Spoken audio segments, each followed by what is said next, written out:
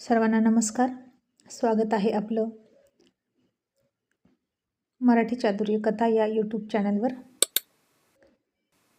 आपल्या व्हिडिओला लाईक करा, चॅनलला सबस्क्राईब करा आणि बेल आयकॉनवर प्रेस करा, जेणेकरून सगळ्या नोटिफिकेशन्स पोहोचतील.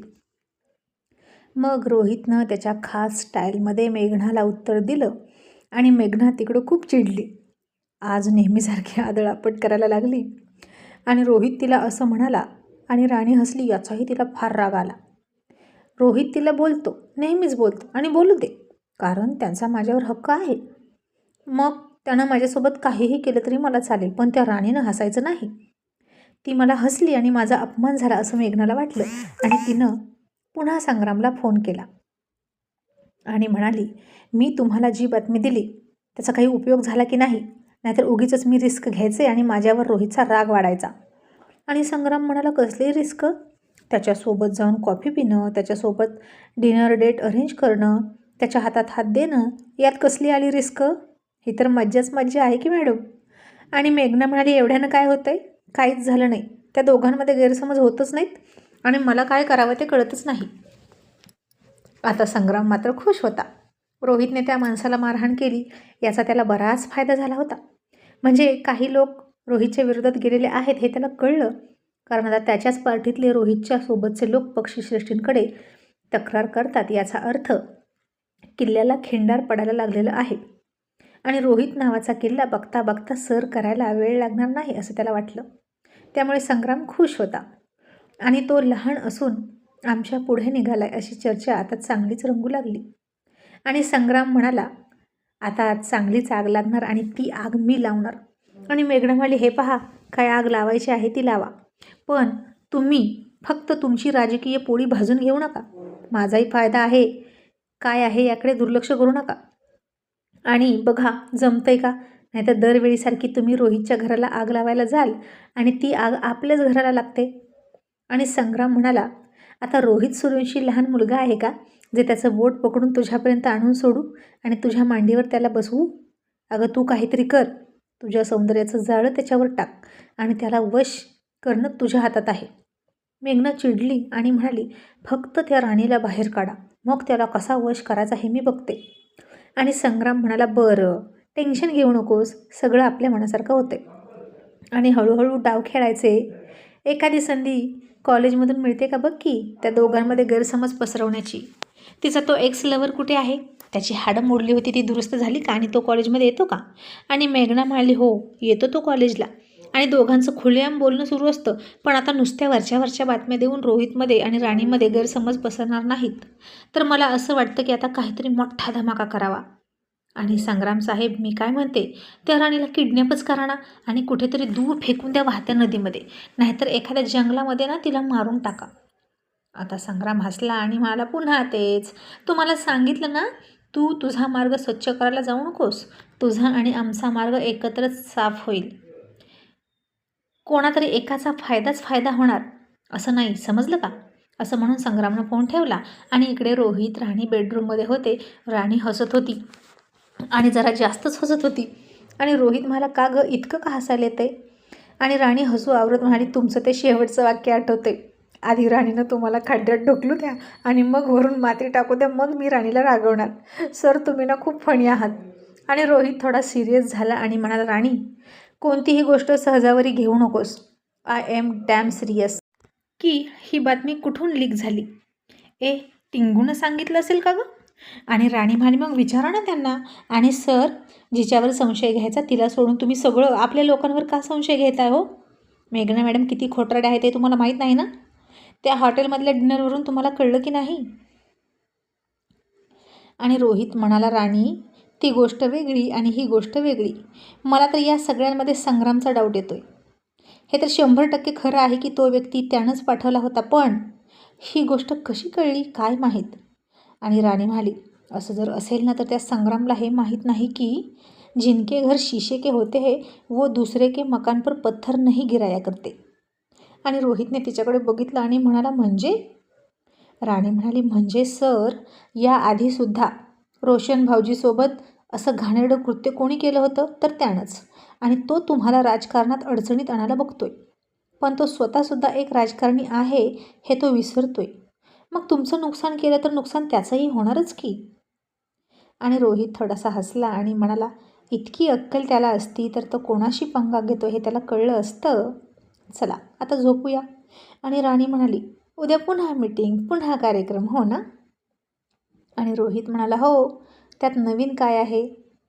आणि राणी म्हणाली, सर ऐका ना, वादविवाद स्पर्धेचं परिपत्रक आले, नोटिफिकेशन मी वाचली, दापोलीला फायनल आहे आणि प्रत्येक वर्षातून दोघांनी पार्टिसिपेट करायचं आहे. मग मला भाग घ्यायचा आहेच, असं राणी हट्टानं म्हणाली. आणि रोहितनं तिच्याकडे थोडंसं रोखून बघितलं आणि म्हणाला, शेवटचा शब्द आवडला बरं का मला, भाग घ्यायचा आहेच. याचा अर्थ मला आता नाही म्हणण्याची संधीच नाही.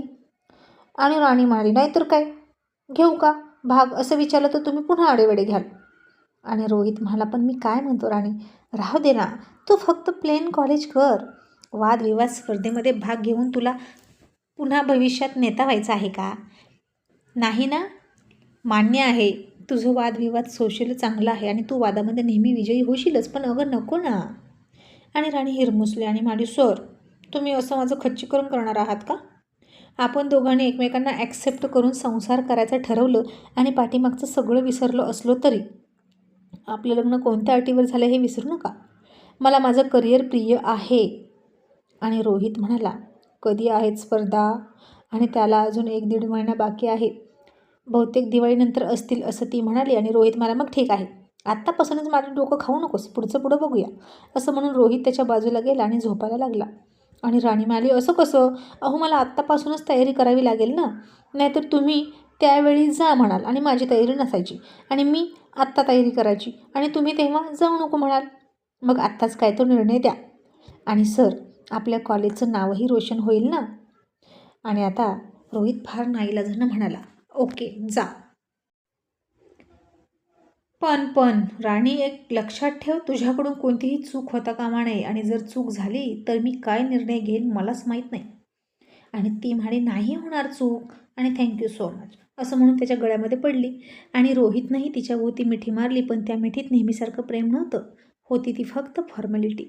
मग दुसऱ्या दिवशी राणी कॉलेजमध्ये गेली आणि गोळीचा असर ओसरला आणि पुन्हा राणीची दाढ दुखायला लागली. दवाखान्यात जाणं होतच नव्हतं तिला. राहुलनं आणून दिलेल्या गोळ्या तेवढ्या खाल्ल्या. तिला वाटलं आता दवाखान्यात जायची गरजच नाही, पण त्या दाढेने पुन्हा राणीला सतवलं आणि राणी गाल पकडून क्लासमध्ये बसली. मुली तिला चिडवत म्हणाल्या, ए राणी, अगं गाल का पकडला आहेस, दाखव तरी. सरांनी पुन्हा चावटपणा केला का? दुसरी मुलगी म्हणाली, बहुतेक लवबाईट असतील आणि सरांच्या दाताचे निशाण, म्हणून राणी ते झाकून घेते. आणि अशा मुली तिला चिडवून चिडवून खूप हसायच्या. आणि राणी म्हणाली, नाही गं, दाढ दुखते. आणि इतक्यात मनोज आला आणि क्लासरूममध्ये बसला. आणि पहिल्या तासाचे प्रोफेसर यायला वेळ होता म्हणून राणीनं लगेच मनोजला मेसेज केला की मधल्या ब्रेकमध्ये कॅन्टीनमध्ये भेट, खूप महत्त्वाचं बोलायचं आहे. आणि त्यानं ओके असा मेसेज केला. आता मधला ब्रेक झाला. मनोज राणी कॅन्टीनमध्ये त्या स्पर्धेवर बोलत होते आणि राणी म्हणाली, मनोज तूच माझा पार्टनर होशील. मनोज म्हणाला, अगं पण तुझ्या घरी चालेल का? राणी म्हणाली, का नाही चालणार आणि दुसरं कोण असेल तर कसं चालतं? आणि हे बघ, आपण दोघे एकत्र असू ना तर आपण नक्कीच बक्षीस आणू. आणि तुला माहीत आहे ना, या स्पर्धेत मुलामुलींना समान संधी आहे. एक मुलगा आणि एक मुलगी असे पार्टिसिपेट होऊ शकतात असं सांगितले. त्यामुळे मला तुझ्याशिवाय तरी दुसरा पर्याय दिसत नाही. आणि तू घाबरू नकोस मनोज, सरांची परमिशन आहे. आणि मनोज म्हणाला, अरे वा, मग ठीक आहे, नाही तर सरांच्या परमिशनशिवाय काही करायला नको. आणि राणी म्हणाली, आता तू काळजी नकोस करू, सरांना आता हळूहळू समजत आहे आपली बाजू आणि तुझ्याशी बोलल्यावर ते आक्षेप नाही घेत आता, फक्त जपून राहा इतकंच म्हणतात. आणि आपण तर काळजी घेतोच की. मग राणी आणि मनोज कॅन्टीनमध्ये होते तोपर्यंतच मेघनानं रोहितला मेसेज करून सांगितलं की राणी त्याच्यासोबत कॅन्टीनमध्ये आहे आणि त्याच्या रिप्लायची वाट बघत बसली, पण त्यानं लवकर रिप्लाय केला नाही. मग एका मुलीला हाताशी पकडलं आणि म्हणाली, काय करता येईल राणीचा माज उतरवण्यासाठी? आता ती मुलगी मेघनाची प्यादी होतीच आणि ती म्हणाली, मॅडम राणीची बदनामी होईल असं काहीतरी करूया. आणि मेघना म्हणाली, ठीक आहे, हे घे, असं म्हणून मेघनानं तिच्या हातातली अंगठी त्या मुलीकडे दिली आणि म्हणाली, ही राणीच्या पर्समध्ये टाक, मग बघ तमाशा, तिला आपण चोरच ठरवायचं. आणि ती मुलगी म्हणाली, ओके मॅडम. आणि आता क्लासरूममध्ये सगळे आले. मेघनाचा 3रा पिरियड झाला आणि ती बाहेर गेली. राणीला हाक मारून म्हणाली, मिस मोरे बाहेर या. आणि राणी बाहेर गेली. तोपर्यंत त्या मुलीने कशातरी बहाण्याने राणीच्या पर्समध्ये ती अंगठी टाकली. आणि राणी मेघनाला म्हणाली, काय झालं मॅडम, माझी तक्रार करायची आहे का तुम्हाला माझ्या नवऱ्याकडे? आणि काय हो, तुम्ही कॉफी प्यायला तर आलाच नाहीत.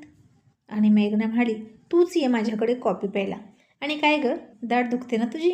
मग सूर्यवंशींना इतकी गरिबी आली की काय? तुला हॉस्पिटलमध्ये पण नेत नाहीत की त्यांना तुझ्यावर खर्च करायचा नाही? आणि राणी म्हणाली, कावळ्याच्या शापानं गुरं मरत नाहीत मॅडम.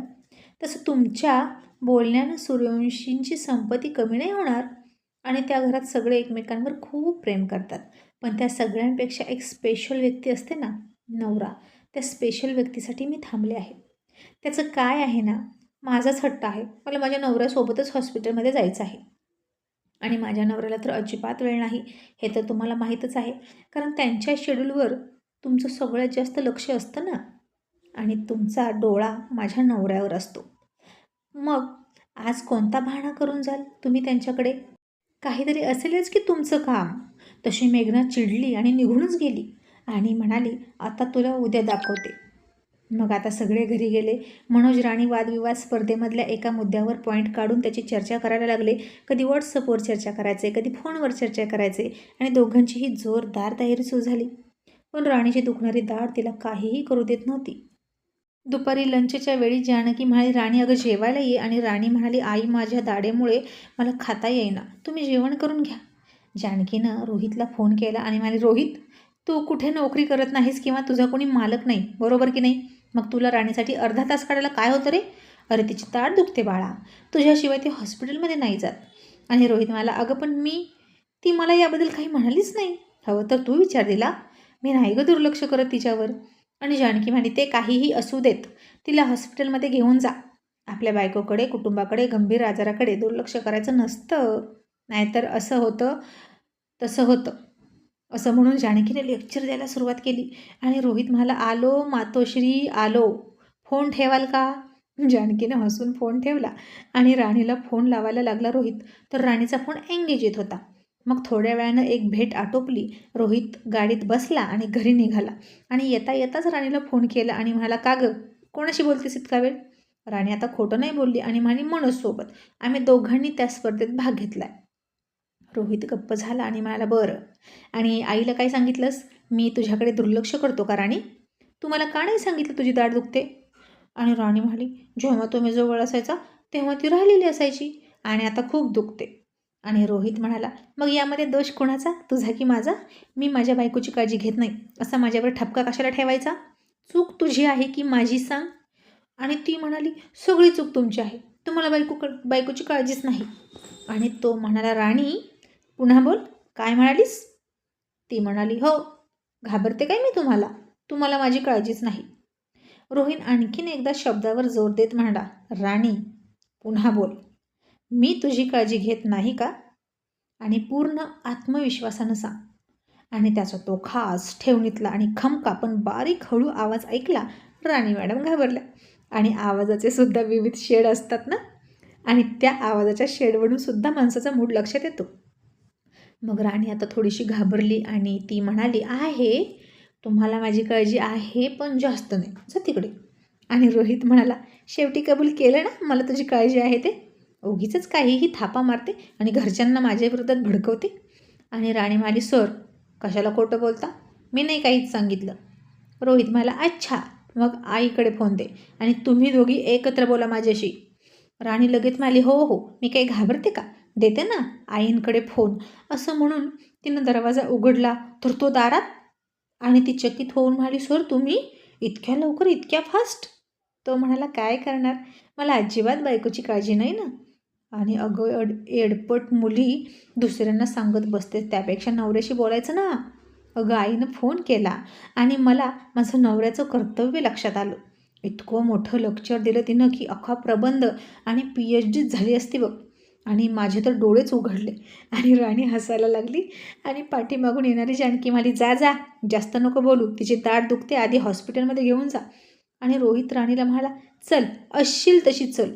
आणि राणी म्हणाली, टी शर्ट आणि पॅन्टवर कोण जातं हॉस्पिटलमध्ये? रोहित म्हणाला, एमर्जन्सी असेल तर जातात, हां, आहे तसं जातात. आणि तुझी सासू तर इतकं बोलत होती तुझ्या दाढदुखीविषयी की मला वाटलं आता ॲम्ब्युलन्स आणावी की काय आणि तुला स्ट्रेचरवर टाकून घेऊन जावं. काय ग आई, तू आणि तुझी सून सेम ड्रामेबाज आहात. आणि जानकी म्हणाली, गप्प बस, ए राणी पटकन आवर, तुझी वेदना मला नाही बघू वाटत ग.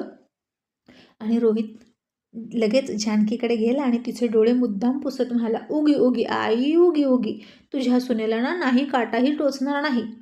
या बाहेरून आलेल्या बायकांनी काय जादू केली कुणास ठाऊक माझ्या आईबाबांवर. आमचे कान पकडले आणि त्यांच्या डोक्यावर हात ठेवते. आणि जानकी म्हणाली, प्रेम प्रेम करतात त्या सगळ्यांवर आणि बाहेरून आलेली मुलगी आपल्या घरात रडता कामा नये, समजलं, कारण ती लक्ष्मी असते. आणि रोहित म्हणाला, बरं, लक्ष्मीला जपा आणि नारायणाचं काय, त्याला मात्र देता की फटके, असं तो म्हणाला. आणि दोघा मायलेकरांची जुगलबंदी सुरू झाली. तोपर्यंत राणी पटकन ड्रेस चेंज करून आली, नाहीतर सर्किट रोहित कुमार तिला टी शर्ट आणि पॅन्टवर घेऊन गेले असते. मग दोघेही हॉस्पिटलमध्ये गेले. तिथं 2-3 नंबर होते. त्यानं तिला नंबरला बसवली आणि त्याचे फोन कॉल सुरू झाले. आणि रोहित टिंगूला म्हणायचा, हो रे थांब थोडंसं, अर्ध्या तासात येतो. टिंगू म्हणाला, रोहित अरे हे लोक थांबत नाहीत. मग रोहित, तू त्यांच्याशी फोनवर बोल, त्यांना दिलासा दे. मग आता रोहित जास्त अकडूपणा करत नव्हता, तसं म्हणून लोकांना फोनवर बोलून दिलासा देत होता. तुमचं काम होईल, तुम्हाला गडबड असेल तर तुम्ही जा, मी फोनवर आश्वासन दिले ना, हेच माझं समोरासमोरचं आश्वासन समजा, असं म्हणाला. इतक्यात राणीचा नंबर आला. दोघेही आत गेले. डॉक्टरांनी राणीला चेक केली. तिची दाढ बघून म्हणाले, खूप वर्षापासून कीड लागली आहे. आणि राणी म्हणाली, हो, म्हणजे 11वीत होते ना तेव्हापासून दुखते. आणि डॉक्टर म्हणाले, आणि नंतर तुम्ही दुर्लक्ष केलं, त्यामुळे आता दुखणं वाढलं. आणि का दुर्लक्ष केलं? आणि राणी बारीक आवाजात म्हणाली, पैसे नव्हते दाढेवर खर्च करायला. आणि हे ऐकून रोहितला वाईट वाटलं. आणि रोहित म्हणाला, डॉक्टर आता काय कंडिशन आहे तिच्या दाढीची? आणि डॉक्टर म्हणाले, दाढ वाचणार नाहीच, तसं कॅप वगैरे बसवली तर होऊ शकतं, पण आता त्या रोहितनं डॉक्टरांना बोलू दिलंच नाही आणि म्हणाला, दाढ काढून टाका. राणी लगेच गालावर हात ठेवत म्हणाली, नाही नाही सर, मी नाही माझी दाढ काढणार. आणि रोहित म्हणाला, राणी इतकी ओव्हर ॲक्टिंग करू नको, दाढच काढायची आहे, तुझं हार्ट नाही काढायचं. आणि एक दाढ गेली तर काय झालं ग, बाकीचे 31 दात आहेत की तुझ्याकडे. आणि राणी म्हणाली, अहो पण. तसं रोहित म्हणाला, गप्प बस, रिस्क नको, दातांचा कॅन्सर वगैरे झाला तर, असं म्हणून डॉक्टरला रोहितनं ती दाढ काढायला सांगितली. आणि डॉक्टरांनी तिची दाढ काढली. आणि राणीला वाईट वाटलं. आणि रोहित म्हणाला, घे तुझी दाढ, हो तर आठवण म्हणून जपून ठेव. आणि राणीनं तोंड वाकडं केलं. मग डॉक्टरांनी काय काय पथ्य पाळायचं ते तिला सांगितलं. आणि रोहित तिथं म्हणाला, डॉक्टर मला सांगा, तिला नका सांगू, कारण तिची काळजी मी घेणार आहे. आणि डॉक्टरांना हे ऐकून आनंद झाला आणि ते म्हणाले, रोहित साहेब बरं वाटलं हे ऐकून. आणि त्या दोघांची ओळख झाली आहे हे बघून राणी थोडी रिलॅक्स झाली. आणि डॉक्टरांकडे बघत होती ती डॉक्टरांकडे आणि त्यांच्या केसांकडे बघितलं आणि म्हणाले, डॉक्टर अहो तुमचे केस किती सिल्की आहेत, मला ना खूप आवडले. आणि मला ना असे सिल्की सिल्की केस आवडतात. आणि रोहित म्हणा, राणी ते दाताचे डॉक्टर आहेत, केसांचे नाही, केसांबद्दल काय चर्चा करतेस. तरी राणी म्हणाली, असू दे की, आता छान दिसलं तर बोललंच पाहिजे ना. आणि काय हो डॉक्टर साहेब, ह्या केसांना मेंटेन करायला खूप मेहनत घ्यावी लागत असेल ना. आणि डॉक्टर हसले आणि म्हणाले, तुम्हाला माझ्या केसांची भुरळ पडली का. आणि राणी म्हणाली, हो, आहेतच ती सुंदर केस. आणि त्या डॉक्टरांनी डोक्यावर हात ठेवला आणि केसच वर उचलले आणि म्हणाला, बघा. आणि अरे देवा, आतून सगळा टकलाच होता. आणि राणीनं जीभ चावली. आणि रोहित खूप हसला. आणि मग बाहेर पडल्यानंतर रोहित म्हणाला, भुरळ पडली ना केसांची, काय केस होते, वा वा. आणि राणी म्हणायची, गप्प बसा, पण मला छान दिसायचं म्हणून मी विचारलं. रोहित म्हणाला, जशी आहेस तशी छान आहेस, आणखीन काहीही मॉडिफिकेशन करण्याची गरज नाही. मग आता दोघेही घरी आले. त्यानं घरीसुद्धा तिचं पथ्य सांगितलं. मी नसेल तर हिच्यावर लक्ष ठेवा असं सांगितलं. मग 2 दिवस तरी राणी चावून खाणाऱ्या वस्तू खाणारच नव्हती, फक्त लिक्विड. आणि उगीच हट्ट केला आणि सरांसोबत हॉस्पिटलमध्ये जाण्याचा. त्यांनी धाडच काढून टाकली. कुठं पण रुबाबे करतात माझ्यावर. दुसऱ्यांसोबत गेली असती तर वाचली असती असं ती म्हणाली आणि सगळे हसायचे. आणि दुसऱ्या दिवशी राणी कॉलेजमध्ये गेलीच नाही आणि मेघनाचा डाव फसला. माझी अंगठी कुठेतरी हरवली, कोणाला तरी सापडली का असा म्हणून बोभाटा करायचा आणि सगळ्या मुलींच्या पर्स चेक करायच्या होत्या. आणि राणीच्या पर्समध्ये अंगठी आहे हे माहीत नसलेली राणीसुद्धा पर्स चेक करायला देणार होती आणि आपोआप तिच्यावर आळ येणार होता. आणि चक्क मेघनानं आता सूर्यवंशींच्या सुनेवर चोरीचा आळ घेण्याचं धाडस केलं. पण तिनं पुरावासुद्धा खूप हुशारीनं पेरून ठेवला होता, म्हणून ती इतकं धाडस करत होती. मग संध्याकाळ झाली आणि राणी तिची तयारी करत होती. घटस्थापना होऊन 4 दिवस तर झाले आणि नवरात्रीमध्ये खूप छान नवरात्र उत्सव असतो. शेवटच्या दिवशी गरबा वगैरे असतो. आणि सोनमला राणी म्हणाली, मला ना गरबा खेळायला फार आवडतो आणि सोनम आपण छान तयारी करूया आणि आपण ड्रेस कोणते घालायचे ते सपनाताईला विचारूया. आणि मग अशीच त्या दोघींची तयारी सुरू होती. एकीकडे राणीची वादविवाद स्पर्धेची तयारीसुद्धा सुरू होती आणि तिला आरामाची गरज होती, तरीही ती तयारी करतच बसली होती. आता रोहित आला आणि तिच्यासमोरचं सगळं उचललं, फोन बंद केला आणि म्हणाला, चल झोप. आणि राणी म्हणाली, नको, मला तयारी करू द्या. रोहित म्हणाला, दिवाळीच्या सुट्टीत कर. राणी म्हणाली, आता कशी तयारी करणार सुट्टीत, घरची किती कामं असतात. रोहितनं तिला ऑर्डर टाकली आणि मला नाही म्हणालं तर नाही, काहीच तयारी करू नको, झोप, नाहीतर मी तुला जाऊ देणार नाही. तसं राणी फुगली, हाताची घडी घालून बसली आणि काहीच बोलत नव्हती. आणि रोहित म्हणाला, आता काय झालं, आता झोप ना. तरीही राणी बोले ना. आणि रोहित म्हणाला, अगं बोल काहीतरी. आणि राणीनं वही पेन घेतला आणि त्यावर लिहिलं, आय हेट यू. तुम्ही मला जाऊ देत नाही ना, तर आय हेट यू. आणि रोहितनं तिच्या हातातून रागात पेन आणि वही घेतली आणि तिच्या आय हेट यू शेजारी लिहिलं, मला तुझी काळजी आहे, आय लव्ह यू. राणीनं पुन्हा लिहिलं, आय हेट यू. रोहितनं पुन्हा रागात पेन हिसकावून घेतला आणि पुन्हा तिच्या शेजारी लिहिलं, आय लव्ह यू.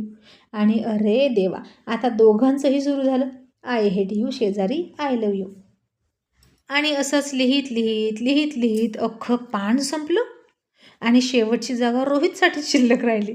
आणि रोहितनं सुद्धा आता त्यामध्ये रंगूनच गेला होता चांगला. त्यानं पटकन पेन घेतला आणि I love you so much असं लिहिलं आणि फुल स्टॉप दिला आणि सरळ मिठीत उचलली आणि बेडवर आणून ठेवली आणि म्हणाला, आय हेट यूनं सुरुवात झाली आणि शेवट आय लव्ह यूनं झाला, त्यामुळे मी जिंकलो. आता इतकं पुरेसं आहे की तुझ्या कपाळावर लिहू आय लव्ह यू आणि जा तशीच कॉलेजला मग. आणि माझं प्रेम जिंकलंय, समजलं का. आता गुपचूप झोपतेस की त्रास देऊ, असं म्हणून त्यानं टी-शर्टमधून हात घातला आणि तिच्या छातीवर ठेवला. तशी ती दचकली आणि म्हणाली, आऊच, आणि हसायला लागली.